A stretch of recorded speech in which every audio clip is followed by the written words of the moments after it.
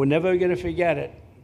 Last year, 15% of all the hotel rooms in New York City were used to house illegal aliens at costs that they never got for luxury. They never got this much for luxury people coming in from the wealthiest places on earth.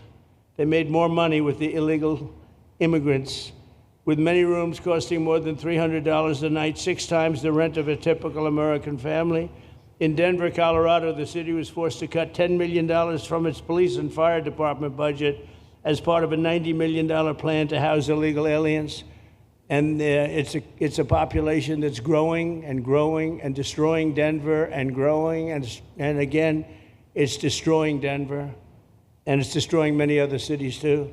Likewise, one of the city's largest hospital system is drowning in unpaid medical bills, unpaid in the billions, after their emergency rooms were flooded with tens of thousands of illegals, leading to the closure of critical services. And these are really critical services. They can't even keep them open for American patients. The American patients were treated worse than any illegal immigrant.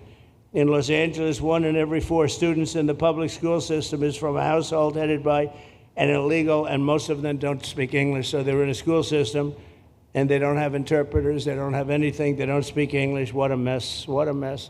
Unforced error, all these people allowed to come in. The United States is now spending $78 billion a year on translation.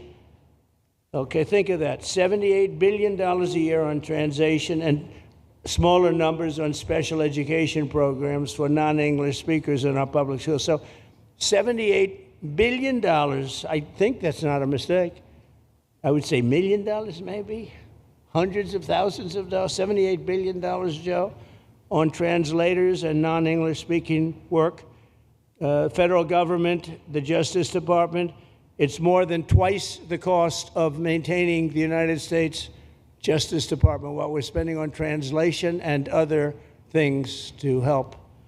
In total, the average illegal alien costs American taxpayers an estimated $70,000. That's each, $70,000. I think that number is even low. If you care about balancing the budget, the single most impactful step we can take is to fully reverse the Biden migration invasion.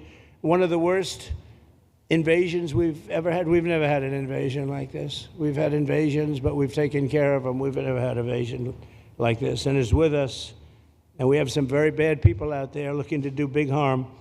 That's why the One Big Beautiful Bill includes funding for 3,000 new Border Patrol officers and 10,000 new ICE agents. And I've gotten to know the Border Patrol and ICE very well. Unlike Kamala, she was the border czar, but she never saw the border. She never made one phone call. She was some border czar. She would have been some president. Probably would have been slightly better than Biden, though. I had to run against both of them, you know? The one guy, it's like a fighter. You knock out the one guy who's doing badly, then they put somebody else in. But fortunately, she was a stiff also. Otherwise, I would have been very angry. I would have been extremely angry. The heroes of ICE will also help round up and remove members of the savage drug cartels which are coming back into our country. And we got them out. Now some of them came back in. We just got them out again. And that's going to be a vicious cycle. If you like this video, then like, share and subscribe to ET Now.